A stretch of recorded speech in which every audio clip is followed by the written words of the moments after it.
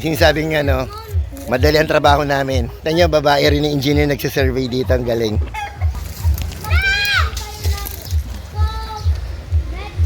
Ito yung reason kaya ano no. Kaya nagka-flood yung halika. Okay ka? Ay, sige. Akin na muna yan. Philip po. Kamay. Ito yung top. Top portion niya. Lampas tao yung ano, sir. Nagpasta ng tubig. Lampas tao yung tubig. Kinukuha natin yung ano, yung river elevation.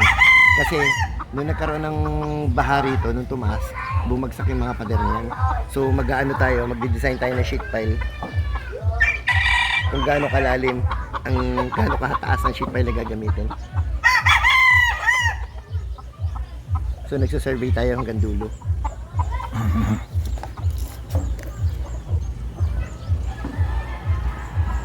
Etong ilog na to, nakikita nyo wala ng tubig, pero pagka umulan, yung tubig daloy, ang lakas niyan. Nung nakaraan, yung napabalitang inanod to, ayun yung mga naging damage yun.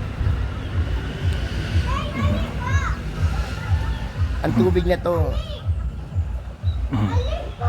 to, hindi kayo maniwala umabot dun sa taas ng bahay niyan.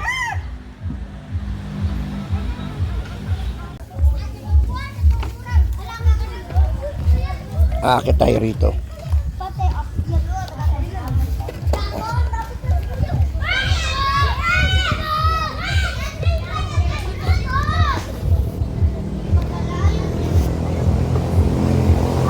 Ang ganda nun.